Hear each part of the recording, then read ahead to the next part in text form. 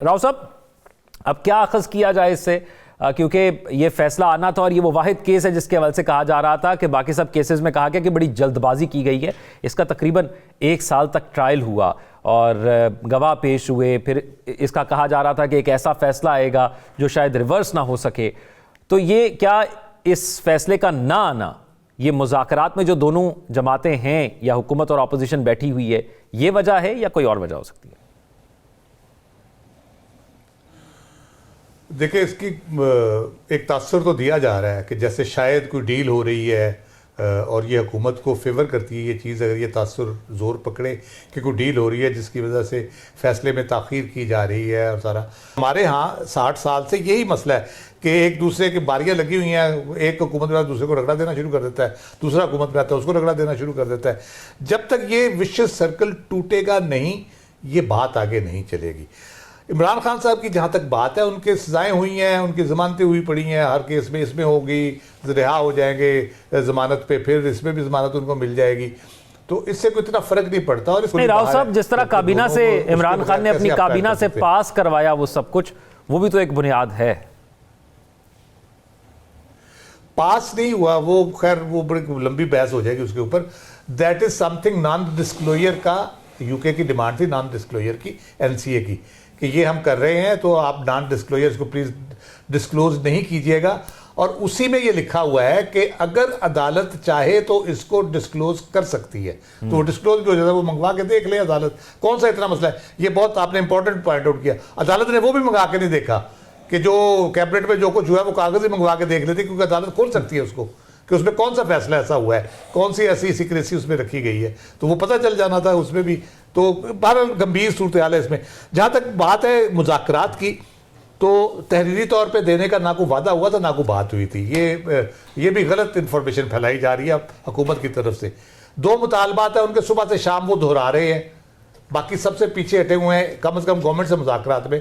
ایک ہے 26 نومبر اور 9 مئی پہ کمیشن، جوڈیشل کمیشن، اور ایک سیاسی اسیران کی رہائی جو یہ 26 نومبر میں پکڑے ہوئے ہیں، کوئی پہلے کے ہیں جو جن کے بیل بنتی ہے، یا وہ 2 ٹوٹل مطالبات، اس کے علاوہ کوئی بات ہی نہیں کر رہے وہ. تو اگر یہ سمجھ نہیں آ رہی حکومت کو، کاغذ پہ لکھ کے دینے سے کیسے سمجھ آ جائے گی؟ پھر بات یہ کہ یہ ایسے ہی وہ پانی میں مدانی ڈالی ہوئی ہے تو اس پہ گڑبڑ کرنے کی کوشش ہے. اصل جو مسئلہ ہے، جو اصل چیز ہے وہ یہ ہے کہ ان ساری سچویشن کے نتیجے میں عمران خان نے باہر آنا ہے. وہ پوائنٹ ہے، اس کو ایڈریس نہیں کیا جا پا رہا. اس کو کس طرح سے ٹیکل کیا جائے؟ آبویسلی اس نے میدان میں آنا ہے. اس نے اپنے 2 سال سے، عمران خان کو تو بولنے کا شوق ہی بہت ہے، 2 سال سے وہ تقریباً خاموش ہی ہیں، تو منظر عام پہ آگے تو وہ کیا خاموش رہیں گے؟ یہ بنیادی مسئلہ ہے اور یہ سب سے بڑا مسئلہ ہے کہ وہ باہر آ کے کیا بات کریں گے، کس قسم کی پولیٹیکل ایکٹیویٹی کریں گے. جیل میں رہتے ہوئے انہوں نے جس قسم کا کام کیا ہے اس سے آپ اندازہ لگا لیں تو خطرات تو بہت ہے سیاسی طور پہ حکومت کو، کہ باہر آنے کے بعد وہ کس طرح سے اس سارے صورتحال میں اوورآل کس طرح سے وہ ماحول اس وقت وہ ہوگا. اور حکومت کو اگر یقین دہانی کرا بھی دیں عمران خان صاحب کہ ہم آپ کو اگلے 2-3 سال کچھ نہیں کہیں گے، تو ان کے باہر آنے سے اتنی حکومت کے اندر انسٹیبلٹی اور پینک کریٹ ہو جانا کہ شاید وہ خود ہی بھاگنے میں تیار نہ ہو جائیں. تو یہ سب سے بڑا مسئلہ، سب سے بنیادی مسئلہ یہ ہے، اور اس کی وجہ سے سارا کچھ پھنسا پڑا ہے. جس دن یہ معاملہ طے پا گئے، اور جو میرا خیال ہے حکومت کی ٹرم پہ نہیں طے پائیں گے کبھی بھی، کبھی عمران خان صاحب خاموش نہیں بیٹھیں گے، نہ وہ کے پی میں جا کے بیٹھیں گے، نہ وہ نظر بند گھر پہ ہونا پسند کریں گے.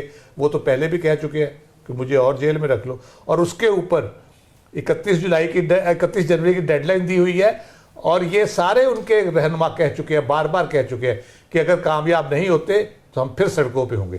تو یہ پھر ہم اسی چکر میں 2024 جیسے گزرا ہے، 2025 بھی پھر اسی طرح گزرے گا. تو یہ معاملہ ٹھیک ہونے کی طرف نہیں جائیں گے کبھی بھی. یہ نازک دور سے گزر رہا ہے. ہم ہمیشہ یہ لفظ استعمال کرتے ہیں کیونکہ ہمارے سیاستدان، ہمیں ان سے سننے کو ملتا ہے، اور ہم جب سے میں نے ہوش سنبھالا تب سے سن رہے ہیں. تو 2025 بھی ایک کیا نازک سال رہے گا؟ اور یہ بھی بتائیے گا کیونکہ سیاسی استحکام کا جہاں پر ذکر ہوا اس میں 3 جماعتیں، پاکستان تحریک انصاف، نون لیگ اور پیپلز پارٹی، اس سال میں کیا کردار رہے گا تینوں کا؟ دیکھیں بہت سے بنیادی باتوں کا ذکر کیا نجم الثاقب صاحب نے. میرے حساب سے جو 2025 میں 5 چیلنجز جو بڑے آبویس ہیں اور نظر آ رہے ہیں، کنٹینیوسلی ہیں اور چلے جا رہے ہیں، اس میں آپ کا دہشت گردی، امن و امان اور انتہا پسندی ہے، یہ جاری ہے، آپ کے سیاسی عدم استحکام جاری ہے، آپ کے بین الاقوامی تعلقات، اس میں انڈیا کا تو آبویس ہے، ہمیں پتہ ہے کیا ہے، لیکن جو ہمارے دوست ممالک ہیں یا جن سے ہمارے بہت اچھے تعلقات رہے، جن کی ہم نے بڑی ہیلپ کی، انہوں نے ہماری بڑی ہیلپ کی، چین، افغانستان اور امریکہ، وہ بہت بڑا چیلنج ہے، ہمارے تعلقات ایج پہ ہیں ایک طرح سے تینوں کے ساتھ۔ تیسرا آپ کا آ جاتا ہے جو اکانومی سے بھی کسی حد تک لنک ہے لیکن اس کی سیاسی وجوہات زیادہ ہے، وہ ہے آپ کے جو انٹرنیٹ ہے، اے آئی ہے، کہہ لیں کہ جو انفارمیشن ٹیکنالوجی کے چیزیں ہیں، وہ بہت بڑا ڈینٹ ڈال رہی ہیں ہر لحاظ سے، نہ صرف یہ کہ آپ کو اکنامیکلی، ادروائز بھی آپ کو دوسری مہذب دنیا میں اور ماڈرن دنیا میں آپ کو ایک بیکورڈ سٹون ایج والا ملک بنایا جا رہا ہے۔ اور آخری سب سے بڑا چیلنج جو ہے وہ انصاف اور جمہوریت۔ تو اس کی وجہ سے ہوا یہ ہے کہ پچھلے سال ایک اکانومسٹ انٹیلیجنس یونٹ، جو اکانومسٹ ایک میگزین ہے، اس نے جو سارے سٹینڈرڈ وہ کرتا ہے اسٹڈی مختلف ملکوں کی، پاکستان کو اس نے ایک اتھارٹیرین رجیم ڈکلیئر کر دیا اس میں۔ اب ہے نہیں ہے یہ تو پاکستان نے فیصلہ کرنا ہے، پاکستان کے عوام نے فیصلہ کرنا ہے۔ تو یہ چیزیں، اور یہ ہوتا کہاں سے ہے یہ اتھارٹیرین رجیم، اگر جہاں تک ہم پہنچے ہیں تو یہ 60 سال سے جو سیاستدان گتھم گتھا ہیں آپس میں، جس کے وجہ سے ملک 2 لخت بھی ہو گیا، وہ آج تک اسی لڑائی میں ایک دوسرے کو کچلنے میں، ایک دوسرے کو ختم کرنے میں، ایک دوسرے کے خلاف مقدمات بنانے میں، ایک دوسرے کو جیل میں ڈالنے میں، اس پہ لگے ہوئے ہیں۔ یہ مسئلہ اگر ہم حل کر لیں، اگر آپ کی پولیٹیکل لیڈرشپ اپنی پارٹی یا اپنے ذاتی چیزوں سے ہٹ کے ملک کے بارے میں سوچنا شروع کر دے، عوام کے بارے میں سوچنا شروع کر دے، تو یہ تقریباً جتنے مسائل میں نے بیان کیے ہیں، 1-2 کے علاوہ تقریباً سارے ہم اس کو حل کر سکتے ہیں۔ ٹیررزم جو ہے اس میں بنیادی طور پہ بہت بڑی سپورٹ عوام کی اور پاکستان کی پولیٹیکل پارٹیز کی نہیں ہوگی، اور انتہا پسندی ختم کرنے میں وہ آپ نہیں کر سکتے اس کو۔ سیاسی عدم استحکام ختم ہوگا، آپ کی اکانومی پہ نیچرلی مثبت اثر پڑے گا، وائبز جو جائیں گی، جو میسیجز جائیں گے اکراس، وہ اس سے فرق پڑے گا۔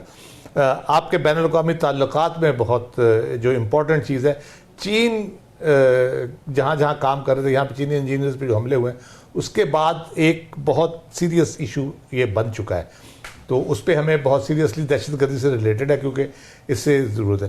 سیاسی جو انٹرنیٹ کی میں نے بات کی، اس کی بھی سیاسی وجوہات زیادہ ہیں، سلو ہے یا نہیں چل رہا، یا کوئی چیزیں بند ہو جاتی ہیں، ٹویٹر نہیں چلتا، کوئی تکنیکی وجہ نہیں ہے اس کی، کوئی کیبل شیبل کٹ بھی جائے کوئی فرق نہیں پڑتا، 19-20 کے فرق سے 3-4 کیبلز آ رہی ہوتی ہیں ہر ملک میں، تو اس میں کسی آپ سوئچ اوور کر سکتے ہیں۔ اب پھر آپ کے پاس اب تو ایلن مسک نے ایسا حل دے دیا ہے، آپ اس کو سیٹلائٹ کے ذریعے کر سکتے ہیں، کیبل کا ختم ہی ہو جائے گا، مچھلیوں کے مسائل بھی کم ہو جائیں گے اور ہمارے مسائل بھی کم ہو جائیں گے، تو یہ بنیادی طور پہ کرنے کی ضرورت ہے۔ تو بہت جو بنیادی چیز ہے، بنیادی چیلنج جو ہے وہ ہے سیاسی منظرنامہ کیسا بنتا ہے ہمارا 2025 میں، اس پہ ڈیپینڈ کرتا ہے۔ اگر تو ہم وہی جو 60 سال سے لگے ہوئے ہیں ایک دوسرے کے گریبان پکڑ کے جھٹکے دینے اور ایک دوسرے کو ختم کرنے کے چکر میں لگے ہوئے ہیں، تو پھر تو کوئی مجھے امید نہیں ہے۔ پھر آپ جو مرضی ڈالروں کے ڈھیر بھی لگا لیں، یہاں پہ کچھ نہیں ہوگا، یہ پھر خرابی کی طرف بھی جائیں گی چیزیں۔ اگر یہ اس میں تھوڑا سا سینٹی پریویل کرتی ہے، کوئی عقل کے ہوش کے ناخن لیتے ہیں ہمارے سیاستدان، ہماری پولیٹیکل لیڈرشپ، ملک اور قوم کے حوالے سے کوئی تھوڑا سا سوچنا شروع کرتے ہیں، تو میرا خیال ہے کہ ہم 2025 میں سرخرو ہو سکتے ہیں۔